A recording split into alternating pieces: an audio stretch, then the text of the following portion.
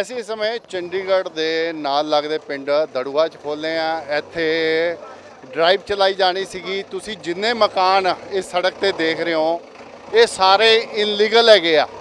मतलब कि दोनों साइड इस सड़क के दोनों साइड जिन्ने मकान देख रहे हो, चाहे वो 4 मंजिली है, चाहे वो 3 मंजिली है, चाहे वो सिंगल है, सारे इनलीगल मकान है।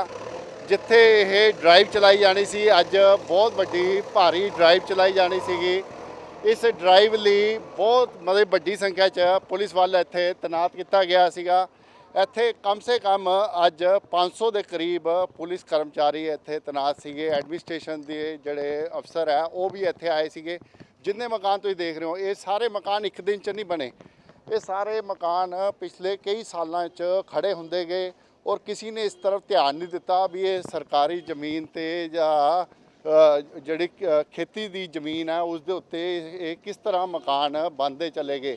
ਤੁਸੀਂ ਦੇਖੋ ਦੋਨੋਂ ਤਰਫ ਗੋਦਾਮ ਹੈਗੇ ਆ, ਰਿਹਾਇਸ਼ੀ ਇਲਾਕਾ, ਹੋਟਲ ਹੈਗੇ ਆ, ਦੁਕਾਨਾਂ ਬਣੀਆਂ ਹੋਈਆਂ ਔਰ ਸਾਰੀਆਂ ਇਨਲੀਗਲ ਹੈਗੀਆਂ। ਔਰ ਚੰਡੀਗੜ੍ਹ ਐਡਮਿਨਿਸਟ੍ਰੇਸ਼ਨ ਦੇ ਜਿਹੜੇ ਅਫਸਰ ਹੈਗੇ ਆ ਜਿਨ੍ਹਾਂ ਦੀ ਜ਼ਿੰਮੇਵਾਰੀ ਸੀਗੀ ਇਹ ਉਸ ਸਮੇਂ ਪੈਸੇ ਲੈ ਕੇ ਇਹਨਾਂ ਦੀ ਅਣਦੇਖੀ ਕਰਦੇ ਰਹੇ। ਅੱਜ ਜਦੋਂ ਇੱਥੇ ਡਰਾਈਵ ਚਲਾਈ ਜਾਣੀ ਸੀਗੀ, ਅੱਜ 500 ਦੇ ਕਰੀਬ ਕਰਮਚਾਰੀ ਅਤੇ ਜਿਹੜੇ ਅਧਿਕਾਰੀ ਹੈ ਇੱਥੇ ਲਗਾਏ ਗਏ ਬਹੁਤ ਭਾਰੀ, ਤਾਂ ਲੋਕੀ ਇਕੱਠੇ ਹੋ ਗਏ। लोगों ने यही गल कही भी जिस टाइम ये बन रहे सी उस टाइम सानू दिखाई नहीं दिता। अज तुसीं इहनूं तोड़न लई आ गए। जो भारी लोगों का रश लोगों का जो नज़र आया उस तो बाद जिहड़ी ये ड्राइव है ये पोस्टपोन कर दी गई। मैं तुसीं देखो किद्दां किहड़े जिन्ना तुसीं देखो मकान जिन्ने भी हैगे ये सारे इनलीगल हैगे आ। तुसीं दोनों तरफ देख लो और लोगों ने लाखों करोड़ों रुपया ये मकानां ते लगा चुके ने। ये सारे जड़े है इनलीगल बने हुए आ। ये किते भी कोई नक्शा पास नहीं है, ये सारे बाहर है गया। लेकिन इन्होंने बिजली पानी के कनैक्शन भी मिल गए, सारा कुछ हो गया। तो तुम देखो किस तरह रश जड़ा है वो लग्या होया। लोकी जड़े आ इस ड्राइव का विरोध कर रहे हैं, जिस करके जी ये ड्राइव है इनू हुण पोस्टपोन कर दिता गया क्योंकि लोगों का विरोध सीगा। कुछ ये भी कहा जा रहा है कि इस मामले च सैटिंग हुई है, जड़े है इत्थों पैसे इकट्ठे किए गए ने ताकि अफसरां नूं दिते जा सकन और उसी करके जिहड़ी ये ड्राइव जिहड़ी है ये पोस्टपोन की गई है। तुसीं आप देखो किन्ने वड्डे वड्डे मकान हैगे आ।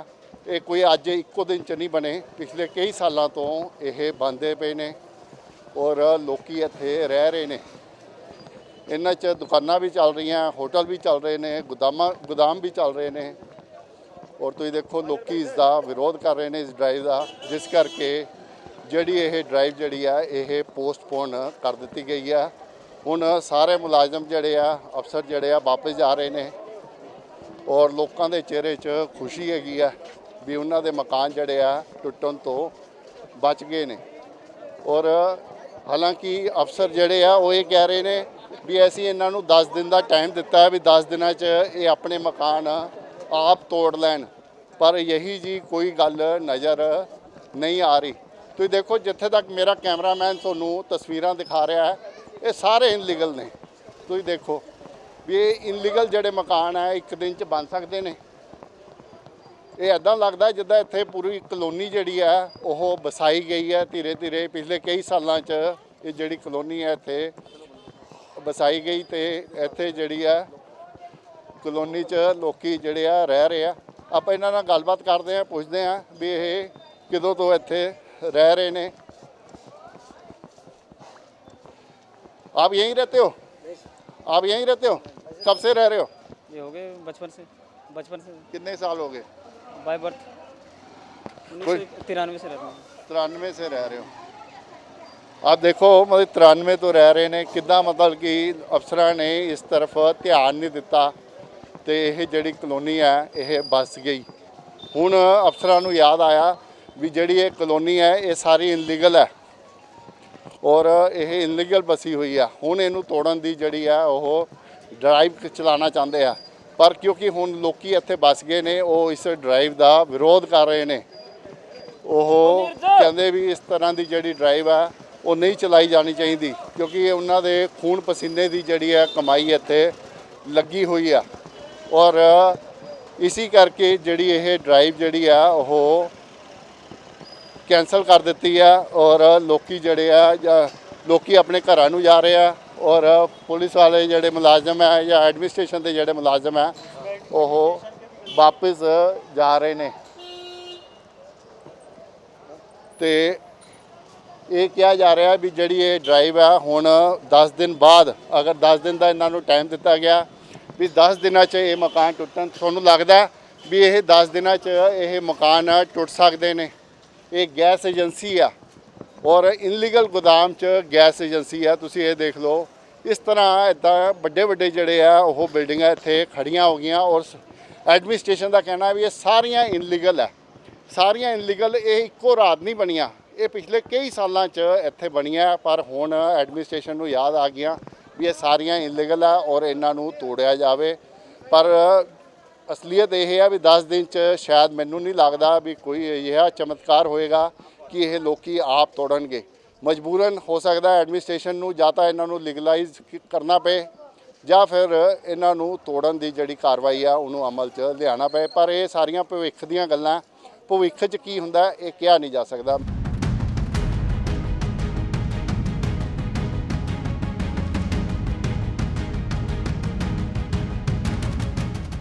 ਮੇਰਾ ਕੈਮਰਾਮੈਨ ਤੁਹਾਨੂੰ ਦਿਖਾ ਰਿਹਾ ਇੱਥੇ ਇਨਲੀਗਲ ਕੰਸਟਰਕਸ਼ਨ ਕਿੱਦਾਂ ਹੋ ਰਹੀ ਆ। ਦੇਖੋ ਇਹ ਚਾਰੋਂ ਪਾਸੇ ਢਕਿਆ ਹੋਇਆ, ਇੱਥੇ ਹੋਟਲ ਬਣ ਰਿਹਾ ਔਰ ਕੋਈ ਛੋਟਾ ਮੋਟਾ ਹੋਟਲ ਨਹੀਂ, ਬਹੁਤ ਵੱਡਾ ਇੱਥੇ ਹੋਟਲ ਬਣ ਰਿਹਾ ਔਰ ਅੰਦਰ ਜਾਣ ਦੀ ਇਜਾਜ਼ਤ ਨਹੀਂ ਹੈ। ਇਹ ਸਾਰਾ ਜਿਹੜਾ ਹੋਟਲ ਹੈ ਇਹ ਬਹੁਤ ਵੱਡਾ ਇੱਥੇ ਹੋਟਲ ਬਣ ਰਿਹਾ। ਆਪਾਂ ਇਹਨੂੰ ਕਹਿ ਸਕਦੇ ਹਾਂ ਵੀ ਚੰਡੀਗੜ੍ਹ ਦਾ ਵੱਡੇ ਹੋਟਲਾਂ ਵਿੱਚ ਇਹ ਸ਼ਾਮਿਲ ਹੋਏਗਾ। ਮੈਂ ਤੁਹਾਨੂੰ ਫਰੰਟ ਤੇ ਦਿਖਾਣਾ, ਫਰੰਟ ਤੇ ਲਿਖਿਆ ਵੀ ਹੋਇਆ ਇਹ ਜਿਹੜਾ ਇੱਥੇ ਬੀਜੇਪੀ ਦਾ ਬੋਰਡ ਵੀ ਲੱਗਿਆ। ਤੁਸੀਂ ਦੇਖੋ ਅੰਦਰ ਕੰਸਟਰਕਸ਼ਨ ਚੱਲ ਰਹੀ ਆ ਔਰ ਇੱਦਾਂ ਜਿਹੜਾ ਇਹ ਹੋਟਲ ਇੱਥੇ ਬਣ ਰਿਹਾ ਇਨਲੀਗਲ। ਔਰ ਇਸ ਟਾਈਮ ਜਿਸ ਟਾਈਮ ਕੰਸਟਰਕਸ਼ਨ ਚੱਲ ਰਹੀ ਆ ਉਸ ਟਾਈਮ ਇਹਨੂੰ ਨਹੀਂ ਰੋਕਿਆ ਜਾ ਰਿਹਾ। ਮੈਂ ਆਪਣੇ ਕੈਮਰਾਮੈਨ ਨੂੰ ਕਹੂੰਗਾ, ਕਿਉਂਕਿ ਇੱਥੇ ਦਿਖਾਣਾ ਬੜਾ ਮੁਸ਼ਕਿਲ ਹੈ, ਮੈਂ ਆਪਣੇ ਕੈਮਰਾਮੈਨ ਨੂੰ ਕਹੂੰਗਾ ਉਸ ਨੂੰ ਦਿਖਾਵੇ। ਦੇਖੋ ਅੰਦਰ ਜਿਹੜਾ ਇਨਲੀਗਲ ਕੰਸਟਰਕਸ਼ਨ ਹੋ ਰਹੀ ਆ ਔਰ ਇਸ ਕੰਸਟਰਕਸ਼ਨ ਨੂੰ ਕੋਈ ਨਹੀਂ ਰੋਕ ਰਿਹਾ। ਜਿਹੜੀ ਕੰਸਟਰਕਸ਼ਨ ਇਨਲੀਗਲ ਹੋ ਰਹੀ ਆ ਉਹਨੂੰ ਕੋਈ ਨਹੀਂ ਰੋਕ ਰਿਹਾ, ਜਿਹੜੀ ਹੋ ਗਈ ਆ ਉਹਨੂੰ ਰੋਕਣ ਦੀ ਕੋਸ਼ਿਸ਼ ਕੀਤੀ ਜਾ ਰਹੀ ਆ। ਜਿਹੜੀ ਹੋ ਗਈ ਆ ਜਿੱਥੇ ਲੋਕ ਰਹਿ ਰਹੇ ਆ ਉਹਨੂੰ ਢਾਣ ਦੀ ਕੋਸ਼ਿਸ਼ ਕੀਤੀ ਜਾ ਰਹੀ ਆ, ਪਰ ਜਿਹੜੀ ਹੋ ਰਹੀ ਆ ਇਹ ਕਿਸੇ ਨੂੰ ਦਿਖਾਈ ਨਹੀਂ ਦੇ ਰਹੀ। ਦੇਖੋ ਚਾਰੋਂ ਤਰਫ ਬੰਦ ਹੈ, ਅੰਦਰ ਕੰਸਟਰਕਸ਼ਨ ਚੱਲ ਰਹੀ ਆ, ਅੰਦਰ ਲੇਬਰ ਕੰਮ ਕਰ ਰਹੀ ਆ, ਅੰਦਰ ਕੰਸਟਰਕਸ਼ਨ ਦਾ ਕੰਮ ਲਗਾਤਾਰ ਜਾਰੀ ਆ ਔਰ ਇਹ ਹੋਟਲ ਬਣ ਰਿਹਾ।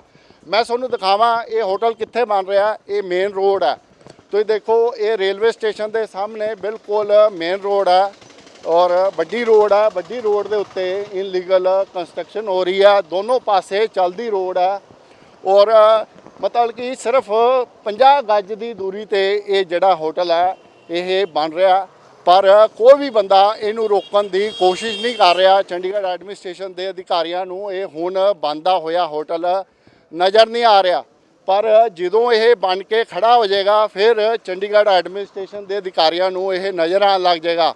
ਫਿਰ ਇਹਨੂੰ ਤੋੜਨ ਦੀ, ਫਿਰ ਇਹਨੂੰ ਨੋਟਿਸ ਭੇਜਣਗੇ, ਫਿਰ ਇਹਦੇ ਉੱਤੇ ਕਾਰਵਾਈ ਕਰਨ ਦੀ ਕੋਸ਼ਿਸ਼ ਕੀਤੀ ਜਾਏਗੀ, ਫਿਰ ਕਰਪਸ਼ਨ ਨੂੰ ਬੜਾਵਾ ਮਿਲੇਗਾ। ਪਰ ਅੱਜ ਕਿਸੇ ਨੂੰ ਇਹ ਹੋਟਲ ਬਣਦਾ ਨਜ਼ਰ ਜਿਹੜਾ ਨਹੀਂ ਆ ਰਿਹਾ।